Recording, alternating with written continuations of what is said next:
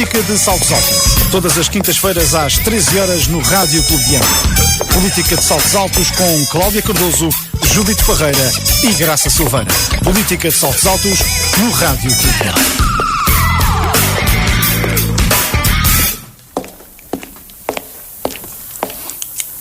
Boa tarde, cá estamos para mais um Política de Saltos Altos, em direto no Rádio Clube de Angra, depois de uma pausa por motivos da Covid, que ainda anda por aí. Boa tarde às nossas comentadoras residentes, Cláudia Cardoso, Graça Silveira e Judite Parreira. E hoje começamos inevitavelmente pela Ilha de São Jorge e pela crise sismovolcânica que a vem a afetar, sobretudo a sua parte central e a Vila de Velas, há 12 dias.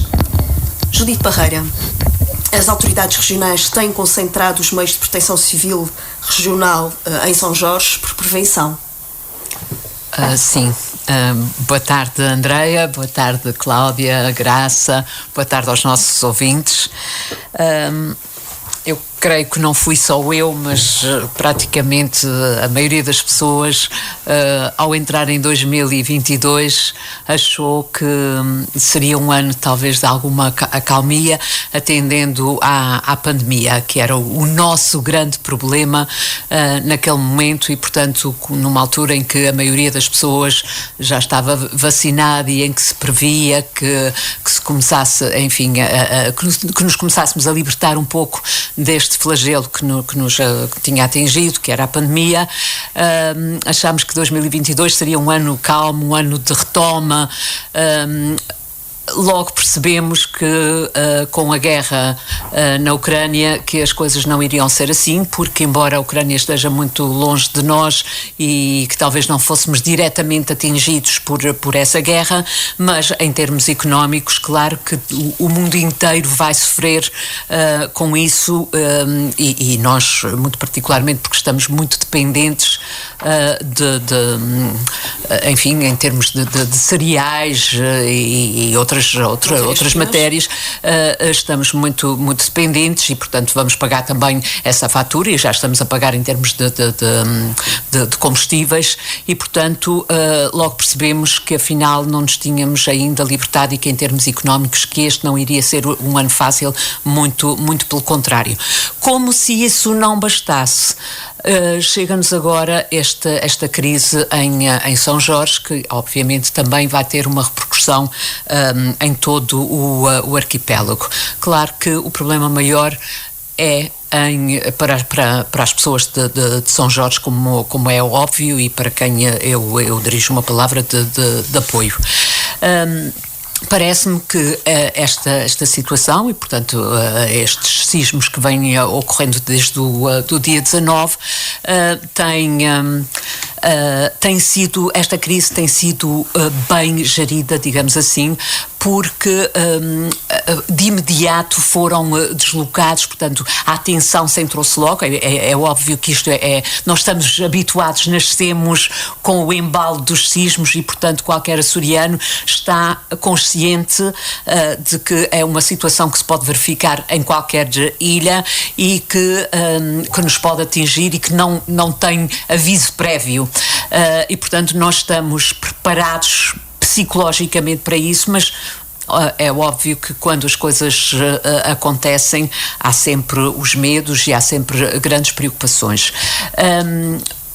No caso da prontidão que houve em termos de civis, de proteção civil, portanto, acho que foi tudo muito bem gerido, acho que o Governo tem estado muito bem nesse aspecto e tem canalizado para São Jorge todos os meios necessários para fazer face a um agravamento da situação. Desde o dia 19 tem-se verificado um número perfeitamente anormal de pequenos sismos.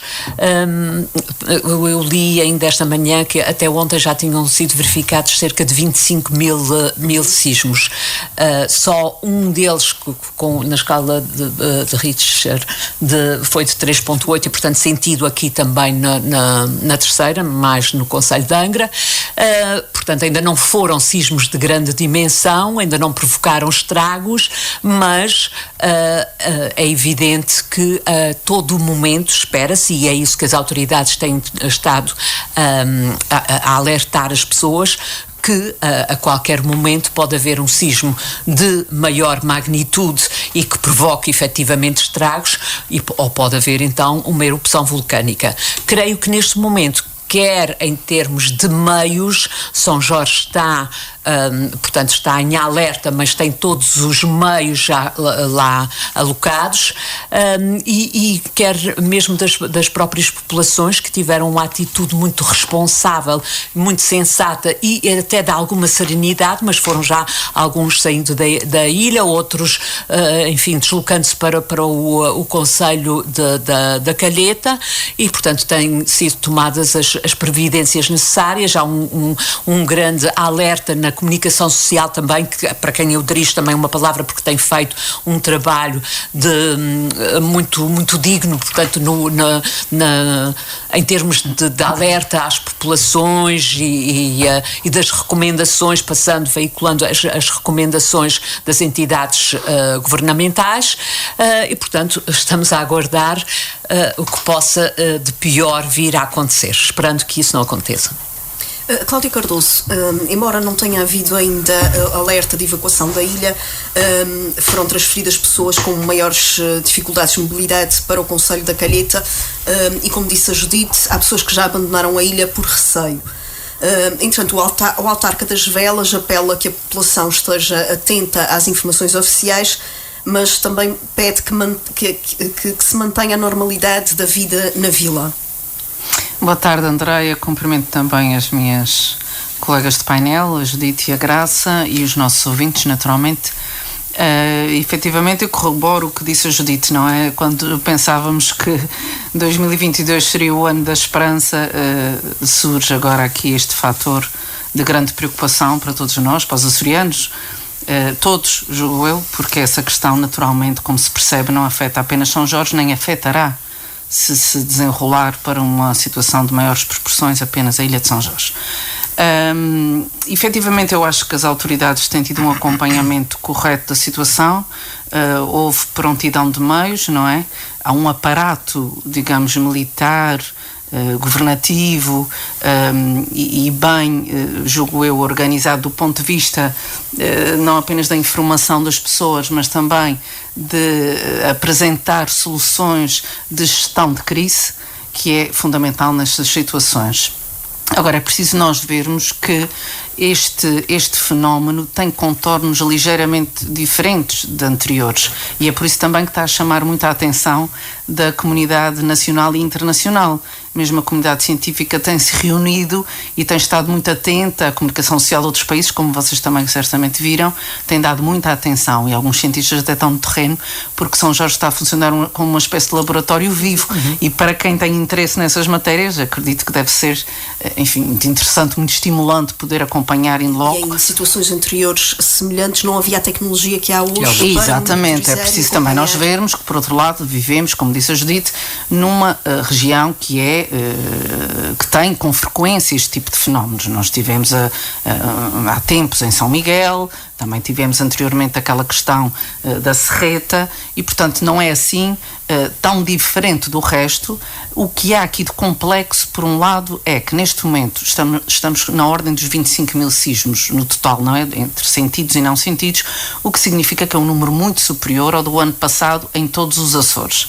E, portanto, há de facto qualquer coisa que se está ali a desenrolar e que poderá resultar ou não em algo de maiores dimensões. E o que eu penso que também chamou essa atenção e esse aparato todo é o facto não apenas da intensidade, mas da proximidade à ilha, ou seja, portanto, os fenómenos sísmicos têm ocorrido muito naquela zona dos terreiros, não é?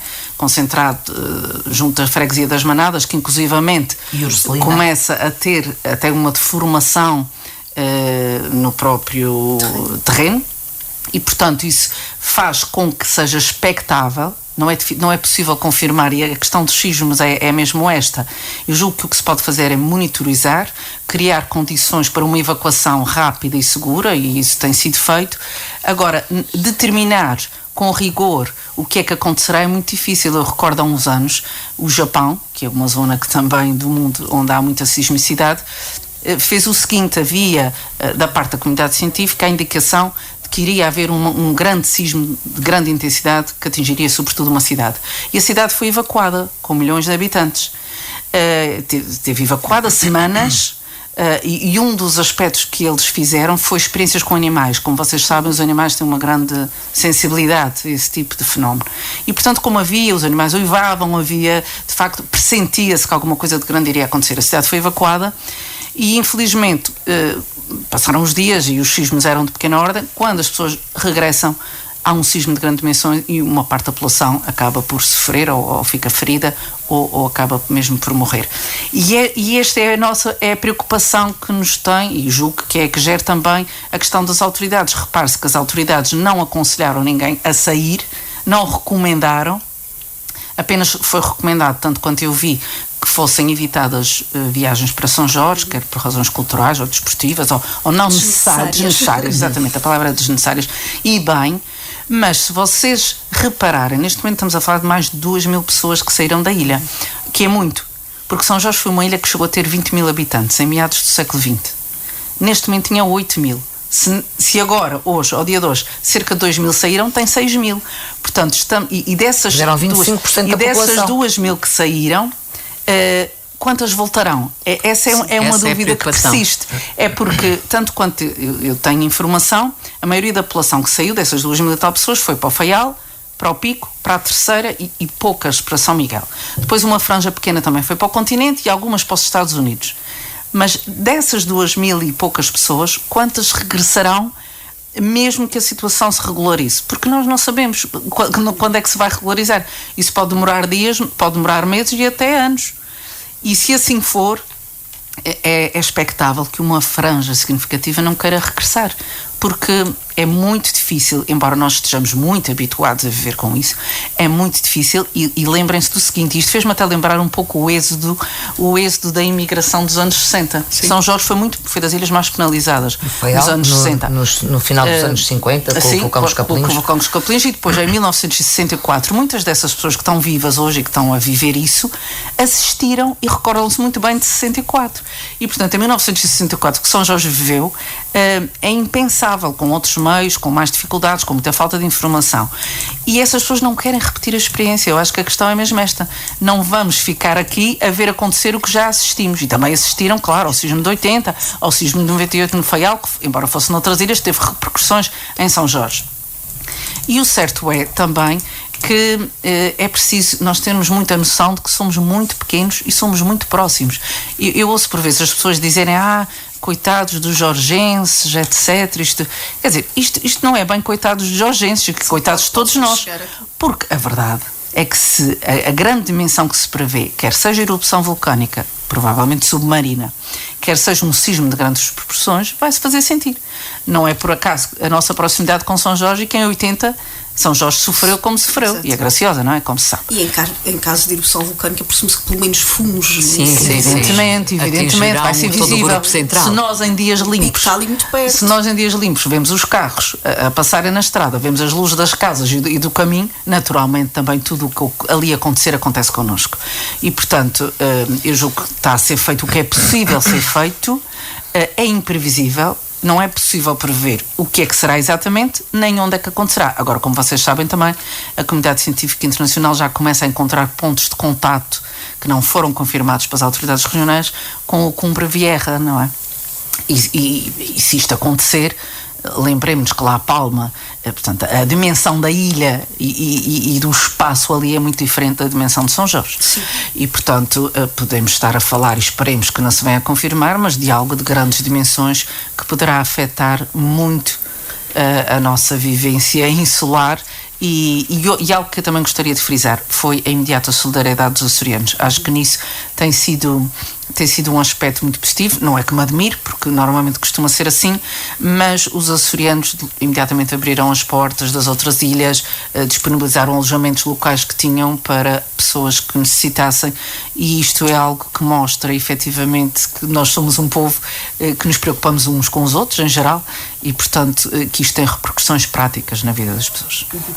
Graça Silveira, segundo o ponto da situação do Civisa, que vem sendo atualizado numa página da internet criada para o efeito, continua-se acima dos valores de referência, mantém-se a possibilidade de ocorrência de sismos que podem atingir magnitudes mais elevadas, como aliás já tinha referido também a Judite, derrocadas potenciadas pela atividade sísmica e também, como já referimos aqui, a possibilidade de se poder vir a registar uma erupção vulcânica. Bom, muito boa tarde a todos.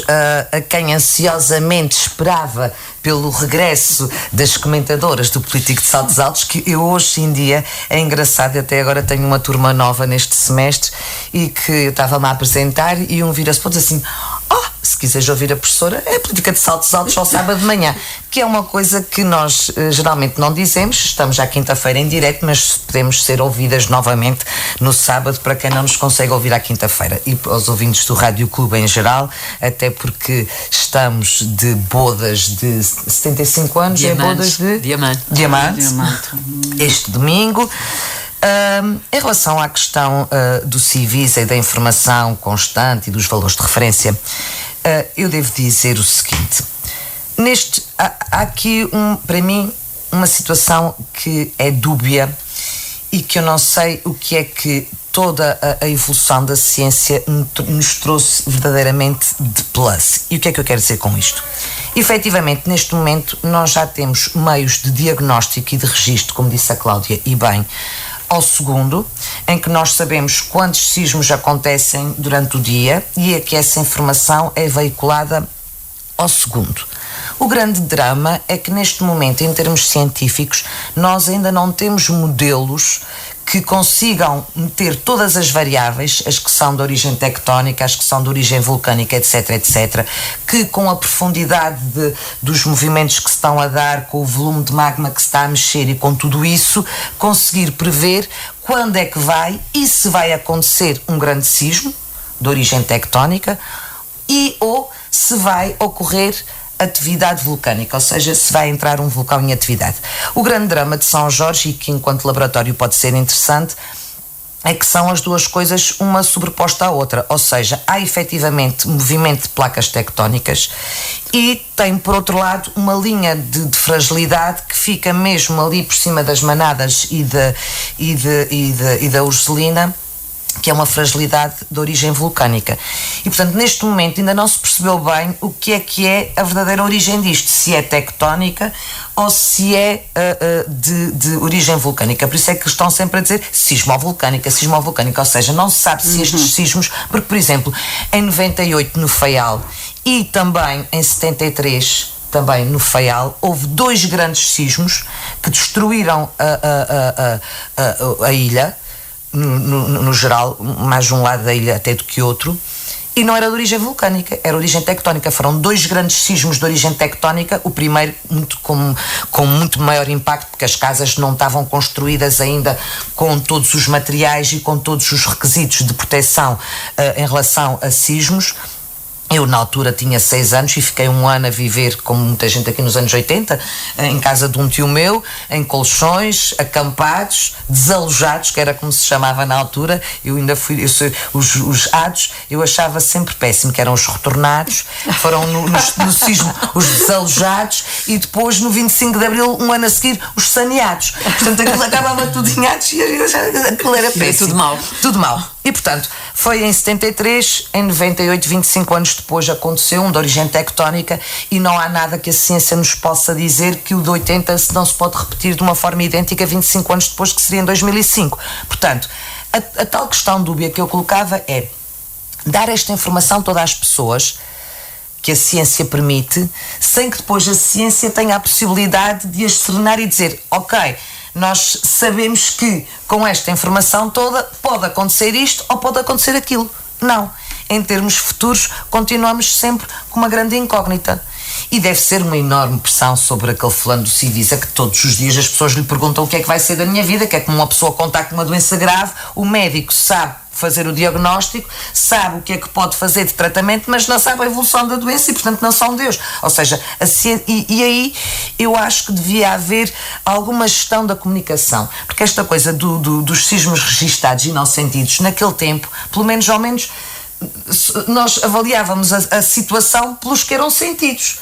Agora não, é 1000 e tal sismos. Isto cria nas pessoas logo uma sensação que horror, o que é que se está a passar para aí, que isto está tudo a tremer. Porque provavelmente já na altura, e durante todos estes anos, nós vivemos em cima da crista média ou atlântica, ou seja, estas ilhas não são mais do que pequenas partes do vulcão que ficaram acima da água, com uma situação acrescida, que é no sítio onde estão os Açores, há a junção de duas placas tectónicas. Aliás, as Flores e o Corvo já fazem parte de outra placa tectónica, onde há movimentos de ajuste ao longo de todo o tempo e, portanto, isto é que hajam calmos, não é?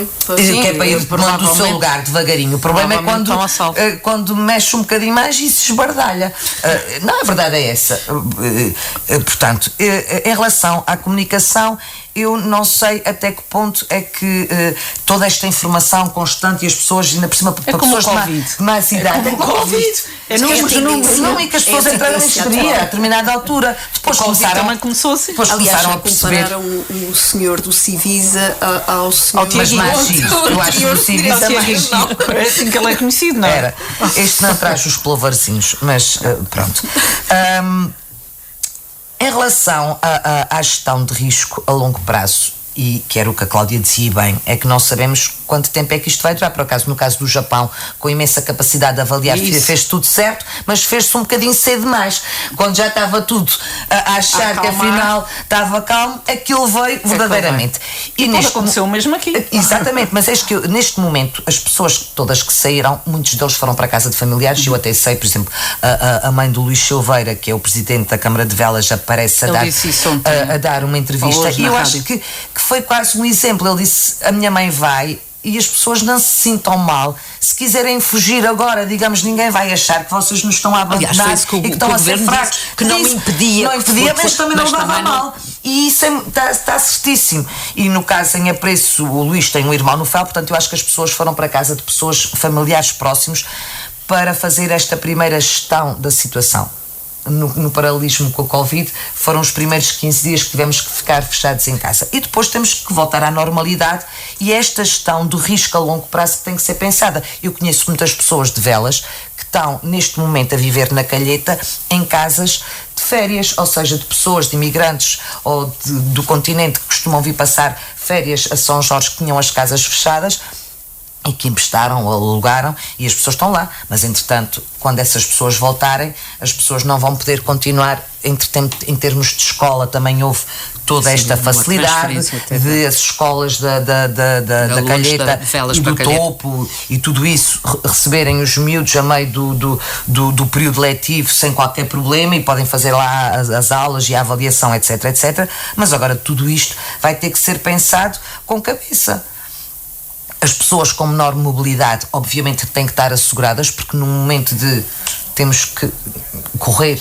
Mas isso foi logo a primeira questão. E está tudo certo. O trabalho foi exemplar em termos de mobilização de meios, de recursos, de prevenção e de proteção de pessoas e bens. Neste momento as pessoas, se têm coisas, até aquele exemplo daquela igreja que é património nas Manadas. Sim. As peças mais valiosas já estão salvaguardadas, porque nos outros sismos antigamente, aqui nos anos 80 e nos 43, perdeu-se património brutal. Portanto, esses bens já estão salvaguardados. E eu achei, as pessoas, o presidente da Câmara de Velas sugeriu que o sinal de alerta para evacuação da ilha fosse os sinos da igreja. Toda a gente ridicularizou, e porque hoje em dia... Mas a verdade é que se houver uma catástrofe, os outros meios podem deixar de funcionar, os telemóveis podem deixar de funcionar, etc, etc. Os sinos são muito próximos à população. E os sinos... E a questão não é essa. Quando tu fazes gestão de risco, e nós, quando éramos miúdos, eu lembro perfeitamente, durante muito tempo, a seguir ao sismo de 73, havia... todas as semanas ensaios em que se subia por uma escada do liceu, se descia pela outra, tocava um sinal de alarme, a gente punha-se todos ou debaixo de madeira ou debaixo portanto, tinha comportamentos, porque na altura do pânico, aquilo que tu vais fazer é aquilo que já está interiorizado.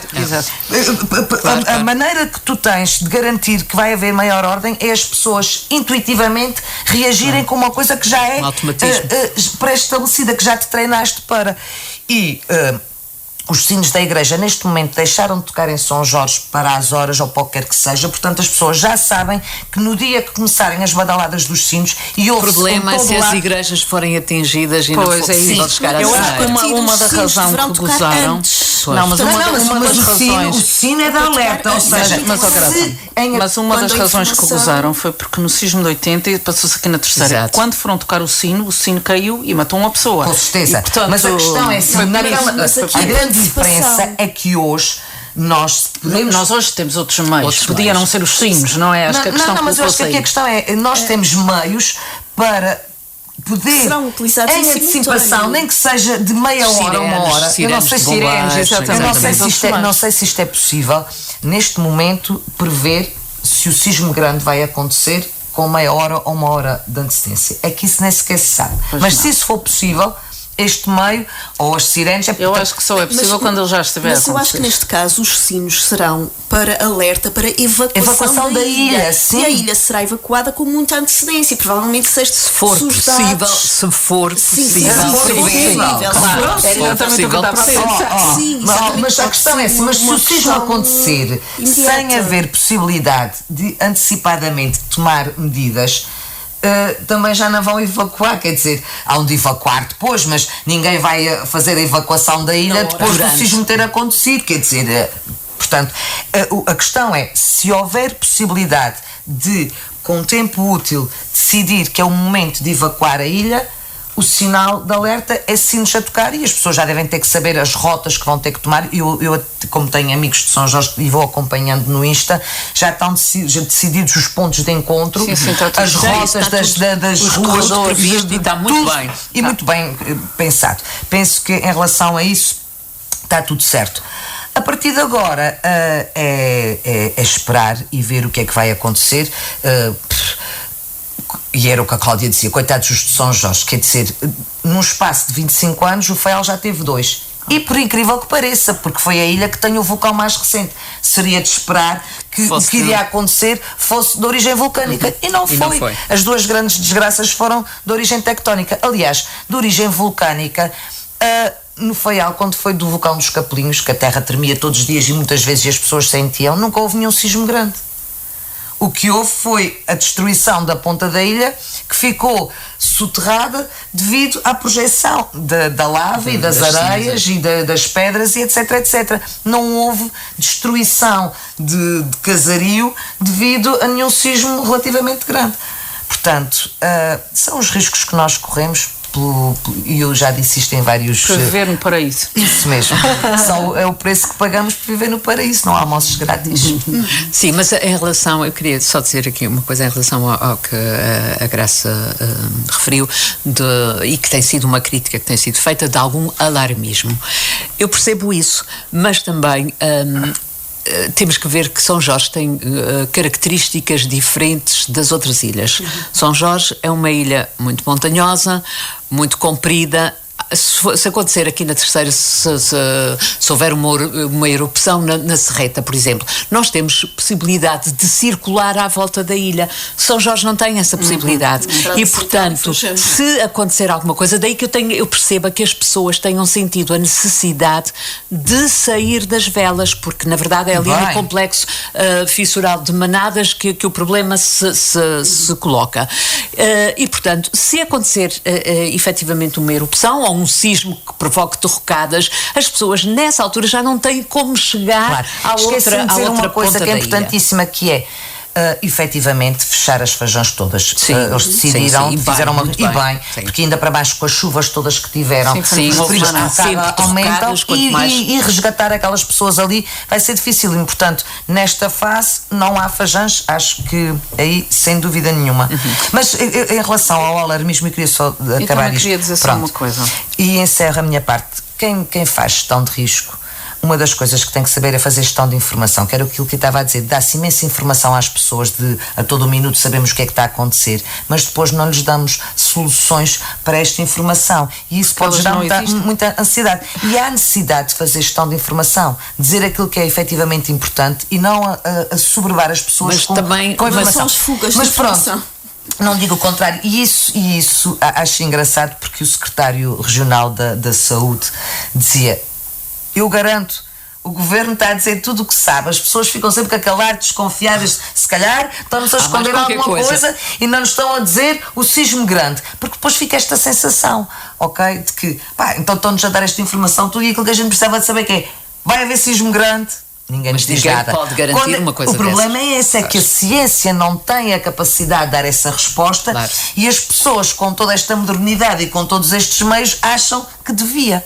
Eu penso que aqui também é importante o satélite que passa de 12 em 12 dias e que dá imagens da crosta terrestre.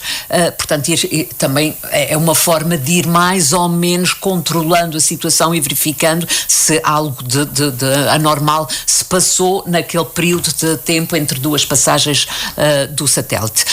Parece-me que é importante que haja alguma verdade nisto e que, apesar de alarmar as populações, mas que elas estejam conscientes e não abram guarda para que não aconteça o que a Cláudia referiu há bocado, que tinha acontecido no Japão, que é pensarmos, bom, isto normal, já passou. Não vai passar daqui, e depois quando já estiverem mais à vontade, acontecer então algo de maiores proporções.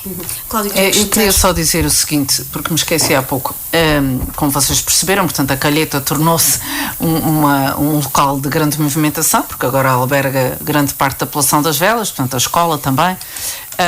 E esta passagem, que me parece que foi correta e feliz, dessa decisão tomada pelo governo de evacuar logo os acamados e as pessoas com mobilidade reduzida, etc., acho que foi uma boa decisão para a Calheta. No entanto, algo que não se compreende muito bem, porque é assim, por um lado, e eu sou absolutamente favorável à divulgação de toda a informação. Se a temos, devemos divulgá-la. Ainda hoje era perguntado ao Presidente do Civis: mas para que está a divulgar os sismos que não são sentidos? Enfim, a informação que é dada, as pessoas ficam na posse dela. Não é para alarmar, é para ser rigoroso na informação. Acho bem. Agora, por exemplo, se quer que se volte à normalidade, como se diz, que as pessoas têm que fazer a sua vida com a normalidade, porquê a questão da escola? Porquê fechar a escola? É que se não há matéria de alarme imediata, fechar uma escola, e a gente sabe pela pandemia a experiência que fechar uma escola tem nos miúdos, não é? E a questão do ensino diferido, e a questão do não estar a ter aulas, até a questão psicológica de não estar. E, portanto, acho que foi um pouco precipitada esta decisão de fechar a escola das Velas. Se estivéssemos na iminência, que não estamos, não é? Estamos no grau 4 já há cerca de uma semana, compreenderia. Neste caso não compreendo bem. Obviamente os idosos e os acamados é uma situação à parte, não é questionável. O da escola pareceu-me, atendendo a que depois o discurso é: vamos manter a serenidade, não há razões para alarme, então mantinha-se a normalidade da vida da escola. Nós sabemos que a escola é um polo de atração enormíssimo numa cidade, numa vila, e não será diferente nas Velas. Esqueci-me dessa nota. Entretanto, no país tomou posse ontem o novo governo constitucional, composto por 17 ministros e 38 secretários de Estado. Portanto, menos 20% de governantes do que no executivo anterior, que tinha 19 ministros e 50 secretários de Estado. Uma lista que gerou logo desconforto ao Presidente da República, que cancelou a reunião e a apresentação pelo Primeiro-Ministro por ter sido dada a conhecer antes pela comunicação social. E começo pela Judite Parreira. O Presidente da República tem motivos para esta atitude, e esta situação poderá significar um início de mal-estar nas relações institucionais. Nos discursos de tomada de posse já começou do governo, Marcelo Rebelo de Sousa alerta António Costa que, atendendo à maioria absoluta que os portugueses lhe deram, deverá levar o mandato de Primeiro-Ministro até ao fim. Eu acho que o Presidente da República teve um discurso muito assertivo e mandou ali todas as mensagens que tinha que mandar a António Costa. Na verdade, eu não achei muito elegante que o Presidente da República tomasse conhecimento da Constituição constituição do governo pela comunicação social. Somos nós. Fugas de informação. Pois, isso é verdade, mas há Costa coisas vai logo que têm dizer que que ser. existem em todo lado. Existem em todo lado. Exato. Pronto, ele tinha que dizer qualquer coisa, então disse isso, claro que ninguém acreditou. É verdade que há fugas de informação, mas também há coisas que nós temos que saber a quem é que as dizemos. Na verdade não pode ser assim. O Presidente da República não pode tomar conhecimento, nós podemos. Ele não pode, ele tem que ser o primeiro a saber dessas coisas. Não me parece que talvez tenha criado algum mal-estar. Não sei se isso no futuro depois se vai refletir. Agora, creio que o discurso do Presidente da República, que foi, como eu disse, muito assertivo e cheio de mensagens, iria ser aquele independentemente desta situação ou não.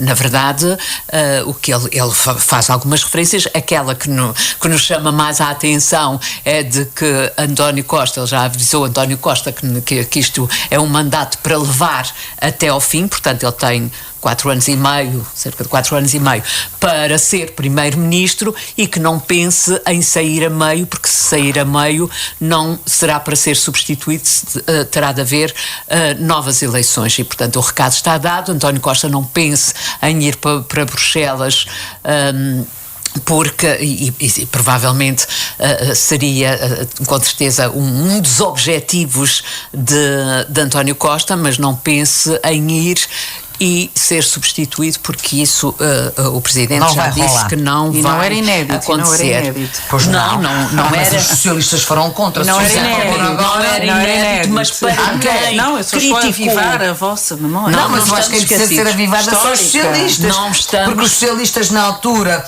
do Durão Barroso foram muito críticos. Muito críticos. Mas ainda não aconteceu, não é? Quando acontecer, veremos. Fizeram, já eu estou com o Marcelo, já estou a avisar. Pronto, e não há fumo sem fogo. Portanto, se Marcelo avisou, foi porque ele já. Nós também avisamos. O Marcelo ultimamente também em Moçambique andou a falar com girafas. Não se pode fiar muito nisso. Pronto, não podemos, e às vezes é verdade que o Presidente da República às vezes fala demais. Acho que esteve muito bem. Não concordo contigo, é às vezes. Não, a questão aqui é que eu acho que ele se compromete muito, porque assim, imagina que as coisas evoluem de uma determinada maneira durante os 2 anos, que ele fica numa situação que até lhe dá jeito de não fazer cair o governo, já está preso a esta... Sim. Não foi muito inteligente, ao contrário do que disseram os analistas. Eu acho que foi mais emotivo. Ele estava podre, estava então decidiu não sei, mas faço aqui um alerta para isso, para a necessidade de erradicar a pobreza. Pronto, põe a tónica também neste aspecto, dizendo que não se pode perpetuar a situação de que os filhos sejam pobres porque os pais ou os avós também o foram, que vêm tempos difíceis e que têm que ser geridos com muita segurança e estabilidade. Relativamente à composição do governo, eu não gosto nada de falar de fazer futurologia, não é o meu género, nem a minha especialidade, e também não gosto de criticar antes das pessoas terem sequer tempo para mostrar algum trabalho. Este governo é um governo eminentemente político, pois claro que tendo a maioria absoluta que o Partido Socialista teve, claro que António Costa rodeou-se dos seus possíveis sucessores e daquelas pessoas da sua maior confiança. Portanto, é um governo que vai buscar quase toda a gente dentro do Partido Socialista. Eu devo dizer aqui que fiquei espantada ao contrário do que acontece com a Madeira, que tem um secretário de Estado, Paulo Cafofo, que foi para as comunidades, os Açores não têm... e Sérgio ficaram de fora. Ainda não foi desta vez que Sérgio Ávila conseguiu um lugar no governo. E nós achámos que ia ser o problema é que vocês fizeram futurologia. Quizá, mas nós achamos que era a única maneira que o PS tinha de assegurar o feial. Porque a Assembleia.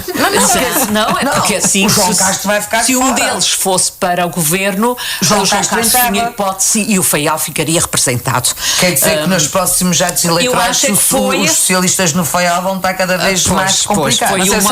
Não foi muito inteligente, porque o Faial não ficará contente com isso, com certeza, e isso há de se refletir em próximas eleições.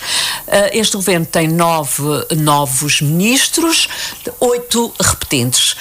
Dos repetentes, pois houve ali baralharam e voltaram a dar, portanto distribuíram pastas diferentes para alguns deles. Pronto, vamos ter que agora aguardar para ver o que é que acontece e como é que eles se vão comportar. E daremos nota disso ao longo do mandato. Cláudia Cardoso, António Costa prometeu um governo mais curto e mais ágil, refere que este é um governo de combate e afirma Mariana Vieira da Silva como o número 2 do governo, mantendo-a como ministra da Presidência, mas com mais pastas sob a sua responsabilidade, e conferindo-lhe a execução do Plano de Recuperação e Resiliência. Exato. Este governo, eu também partilho um pouco da Judite, fazer análise de personalidades, enfim, ainda é cedo para isso, mas de facto Costa cumpre, como disseste, e bem, tem menos 20% de governantes, entre ministros e secretários de Estado, é mais curto, é mais coeso, é mais feminino, que é algo que acho que devemos salientar. Finalmente, da Assembleia, que tem menos mulheres. É um governo feminino. Sem o Costa são mais mulheres do que homens. Sem o Costa são mais mulheres do que homens e, portanto, é o governo mais feminino de sempre, que é sempre de louvar. Eu acho que é um sinal também, isto não é por acaso, e é obviamente mais político. É mais político por diversas razões. Não me parece que seja apenas para a questão da maioria absoluta. Há efetivamente ministros estreantes, dos quais não sabemos qual será o resultado e é difícil de vaticinar. Agora, é um governo que, entre as trocas que fez, pessoas que foram premiadas, entre elas Mariana Vieira da Silva, claramente, que passa a número 2 de governo, também uma mulher, mas é um governo bastante, e é uma das críticas que tem sido feito, é que é um governo centralista, no sentido que não distribui pelo país. As personalidades que são recrutadas são maioritariamente da área do núcleo duro do Partido Socialista e também da capital. É um governo do terreiro do passo, é um governo centralista que não vai buscar ao norte. Aliás, o PS do norte já se manifestou que falta representatividade do país. Depois, outra da questão que tem sido aflorada como crítica negativa é que vai buscar muito a entourage do António Costa, não é? Que é o núcleo primeira duro. Palavra estrangeira. É o núcleo duro. É o núcleo duro que o aconselha. Temos pouco tempo, temos que... E, portanto, obviamente, António Costa socorre-se aqui de quem também, ao nível partidário, tem muita relevância, e isto não é despeciendo. Das finanças. Exatamente, foi a questão das finanças. Ter pedido à Câmara de Lisboa. E, portanto, o que é que acontece? Vai repescar o seu núcleo, os seus conselheiros pessoais e coloca-os no governo. Qual vai ser o desempenho deles? Pois, eu acho que é cedo, alguns deles são mesmo para mim uma incógnita, nomeadamente o da cultura. Não faço ideia se vai ter um bom desempenho ou mau, mas, como diz o brasileiro, vou pagar para ver. Pedradão em Silva. Depois, eu acho que António Costa tem aqui que manter duas boas relações significativas. Uma é com o Presidente da República, ontem já se viu que levou ali uns puxõezinhos de orelhas ou uns apertezinhos, se quiserem. Outra é com o Parlamento. E, apesar das críticas que têm sido feitas a Augusto Santos Silva, não há dúvida que depois de Jaime Gama é um dos ministros com melhor recorte. Aliás, sim, era ministro, mas é uma das personalidades com melhor recorte para ser Presidente da Assembleia da República, porque conheço-lhe, apesar de alguns defeitos, capacidade, portanto, formação cultural, humanística, grande inteligência, capacidade de gestão política, e portanto acho que o Parlamento está bem entregue. Agora, este governo tem muitos desafios.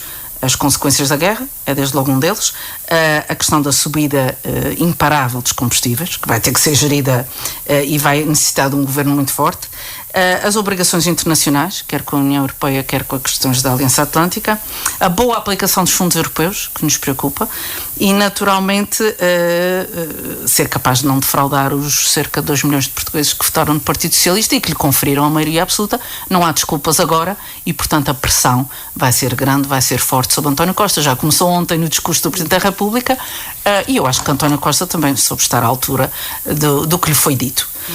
e portanto vamos esperar para ver. Eu acho que vamos ter outros programas onde discutiremos já as políticas em prática. Exatamente. Graça Silveira, há aqui pelo menos um nome da sociedade civil na ciência, surge Elvira Fortunato, que é uma cientista. Não é só cientista, foi a primeira mulher engenheira, porque eu sou cientista, mas sou engenheira e agora empossada na Ordem dos Engenheiros. Muitos parabéns. E mas é assim, toda a gente diz que é a primeira. Essa notícia em primeira mão. Mas é engraçado que toda a gente diz que ela é a primeira mulher engenheira da história, mas não foi a primeira de todas, foi a primeira ministra de Portugal, a Maria de Lourdes Pinto da Silva, era engenheira química, portanto, e isso é um registro que é uma mulher, é da ciência e é a primeira mulher engenheira.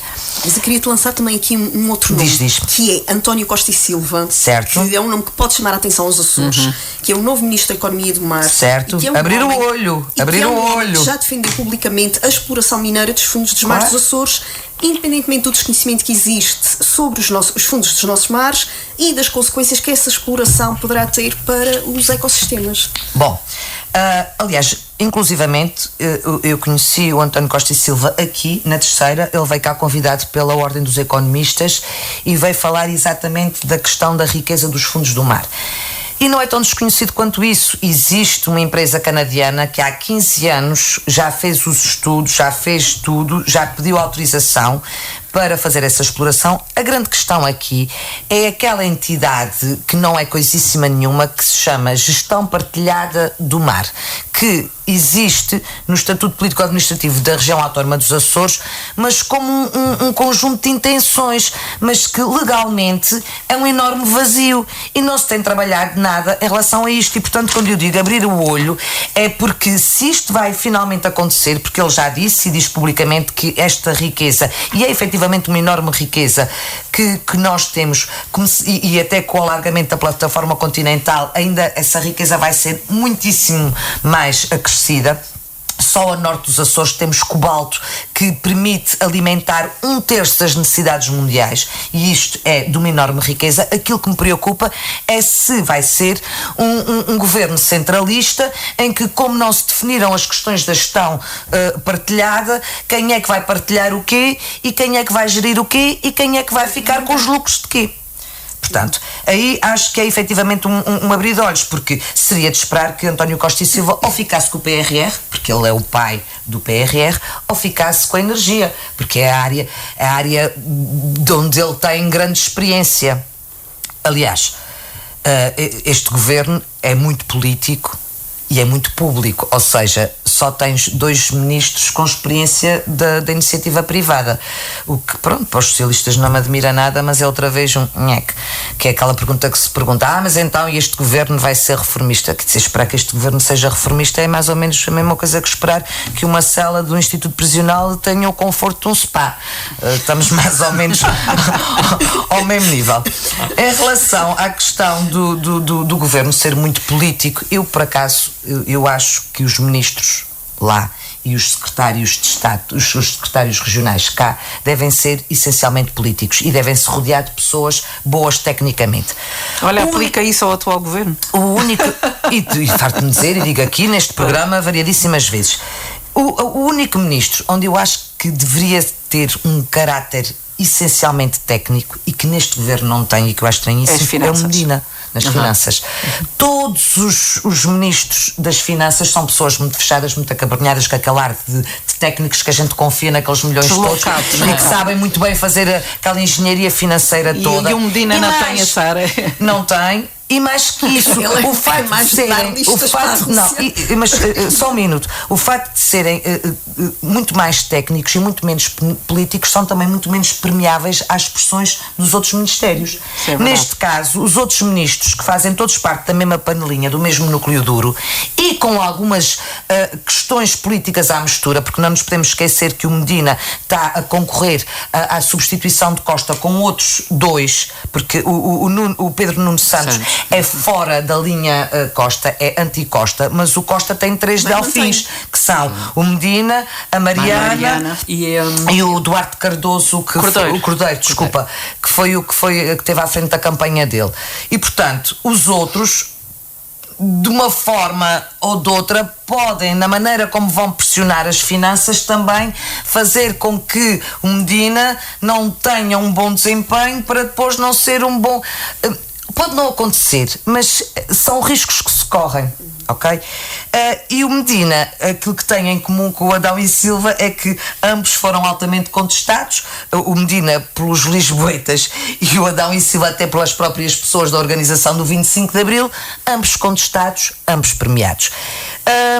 O Gomes Cravinho... Sim, é que eu ia referir esse também. O Gomes Cravinho, com os problemas que teve na defesa. E em relação à questão do Marcelo, o Marcelo aqui marcou pontos. O Marcelo não queria o Gomes Cravinho na defesa, o Gomes Cravinho foi tirado da defesa, foi dado dos negócios estrangeiros, mas envenenado, porque o Costa foi lá e tirou-lhe a Europa, porque ele quer ficar com a Europa, porque a gente todos sabe que ele está a afiembrar à Europa, portanto a pasta da Europa fica para o Costa, portanto leva negócios estrangeiros, quer dizer, metade, meio ministério, ok? E depois o Costa, além disso, além de ficar com a Europa, fica com a transição digital. Se pensarem bem, é a grande fatia do PRR. Quem é que está com o PRR? A Mariana, como quer agradar ao Costa, foi posta lá como a sua ministra da Presidência para dar o dinheirinho da transição digital todo que o Costa precisar. Portanto, está tudo feito, está tudo certo para correr bem. Só tenho pena do Cisa Vieira não ter sido reconduzido, porque foi um bom ministro da Economia, não era nada a favor da geringonça, foi publicamente contra aquilo que se estava a fazer talvez na economia e que a economia não estava a conseguir. Não, mas talvez por isso não. Agora, quando finalmente... Não tens pena da recondução do Ministro do Mar? Graça. Só um segundo. Não tenho... Não. Mas é que este estava a fazer um bom trabalho, estava de certa forma algemado, que não conseguia fazer mais alterações e introdução da política económica que ele considerava que fosse a certa, porque o Costa tinha que fazer concessões à extrema-esquerda, quando finalmente o governo está liberto para poder implementar aquilo que acreditava que deveria ser a economia, ele podia espraiar-se e foi-se embora. Não se percebeu. Acontece aos melhores. Pronto, não se percebeu. Em relação ao mar, o Ricardo era um excelente técnico, mas não era um bom político, não era um ministro político. E não era num para este governo, ministério desta natureza que é tudo político, o Ricardo não tinha esse plus todo, até porque já se percebeu que o Costa quis pôr o mar com a economia, ou seja, o mar vai passar a ser claramente uma fonte de exploração e uma fonte de rendimento para Portugal. Só o facto de ele ter, do António Costa e Silva, ser um fulano a favor da exploração dos fundos. E depois ainda o junta com a economia, eu acho que está tudo dito. E os Açores que abram o olho. Rapidamente, para terminarmos este assunto, queria só saber a vossa opinião sobre a manutenção de Marta Temido na saúde. É um prémio, obviamente. Olha, eu prefiro dar os parabéns dos 75 anos do Rádio Clube de Angra com o tempo que me resta. É um prémio pelo desempenho dela e eu, sinceramente, é uma personalidade que eu tenho apreço. Acho que ela fez um belíssimo trabalho enquanto teve que gerir a pandemia e, portanto, não me surpreendeu absolutamente nada. Acho que é justo até. Então vamos passar ao assunto que a Graça já adiantou, que antes de concluirmos, portanto, este Política de Saltos Altos, queremos deixar aqui as nossas felicitações aos 75 anos do nosso Rádio Clube de Angra. Exatamente, portanto, parabéns ao Rádio Clube de Angra, toda a gente que passou por aqui ao longo destes 75 anos e que o fez chegar a esta data histórica.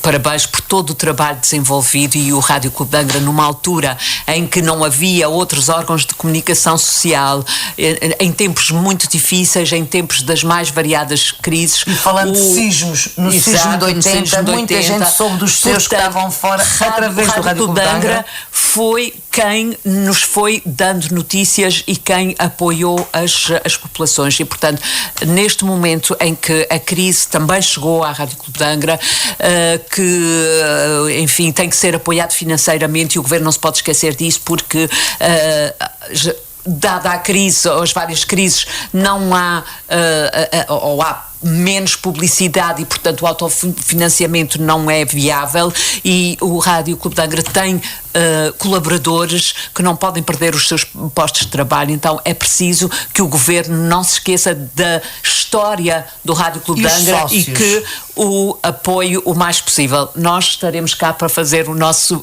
papel e, mais uma vez, parabéns à rádio e parabéns a todos quantos cá passaram e aos seus, à atual direção e aos atuais colaboradores. Graça Silveira?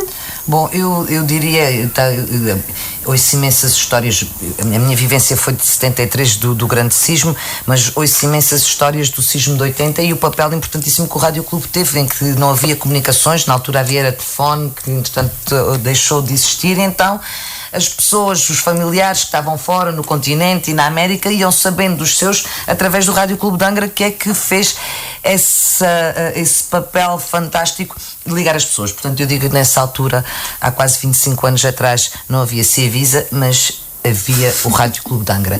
E faço um apelo aos sócios, porque o governo pode apoiar com incentivos às comunicações e à comunicação social, mas os sócios que fazem parte desta casa e sócios fundadores e os familiares que ainda estão vivos, se todos nos juntarmos e dermos uma pequena contribuição, ajuda. Cláudia Cardoso? Sim, também queria deixar naturalmente as felicitações pela passagem dessas bodas de diamante, não é? A Voz da Terceira é sobretudo uma instituição absolutamente determinante, foi sempre ao longo dos anos a que está mais ligada à comunidade terceirense, e é isso que eu acho que também temos que alertar as pessoas. Os cidadãos da Terceira devem muito a esta instituição e também os empresários que apostem, não é, na forma de apoiar através da publicidade, permitindo a sobrevivência de uma instituição que tem sido determinante na nossa vida, quer em termos informativos, quer em termos culturais. Não nos esqueçamos que foi as palestras, por exemplo, de José Agostinho, que é um dos maiores cientistas europeus até, vivia na Ilha Terceira e eram feitas aos microfones do Rádio Clube de Angra. Ainda hoje mantém programas com grande capacidade de inovação, como é este, que é o único programa que eu saiba feminino que existe nos Açores, com painel feminino, numa altura em que nós estamos a recrudescer nisso.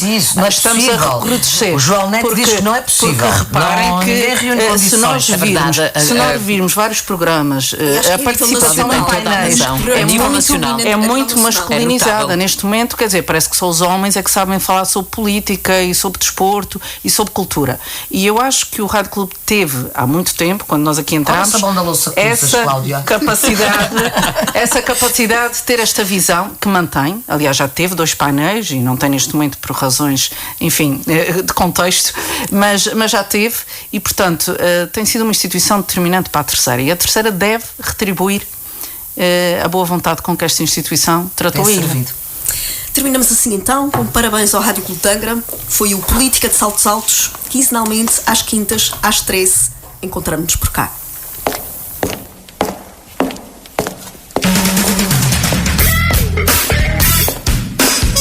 Política de Saltos Altos. Todas as quintas-feiras às 13 horas no Rádio Clube de Angra. Política de Saltos Altos com Cláudia Cardoso, Judite Parreira e Graça Silveira. Política de Saltos Altos no Rádio Clube de Angra.